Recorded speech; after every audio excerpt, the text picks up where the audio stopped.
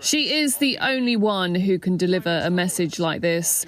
The Queen telling other world leaders they must act now and not for their own sakes. Of course, the benefits of such actions will not be there to enjoy for all of us here today. None of us will live forever. But we are doing this not for ourselves, but for our children and our children's children, and those who will follow in their footsteps.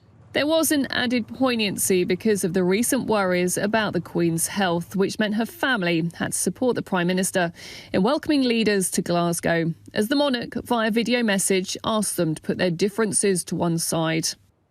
I, for one, hope that this conference will be one of those rare occasions where everyone will have the chance to rise above the politics of the moment and achieve true statesmanship. Her message praising Prince Philip's commitment to conservation and Prince Charles and Prince William's environmental work came as her Prime Minister prepared to announce the first major deal of COP26. With more than 100 leaders committing to end deforestation by 2030, from Canada and Russia to Colombia, Indonesia and Brazil. A pledge which will restore degraded land, tackle wildfires and support indigenous communities, backed by almost £14 billion in funding. Forests absorb around 1/3 of the global CO2 released from burning fossil fuels every year.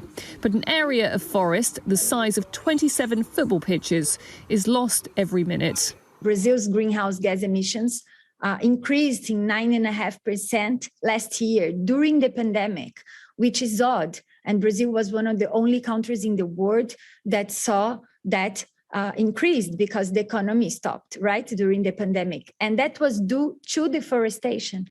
With some at COP26 already not going far enough on their climate commitments, the announcement on forests will at least be seen as one positive as the world leaders meet for another day. Rhiannon Mills, Sky News in Glasgow.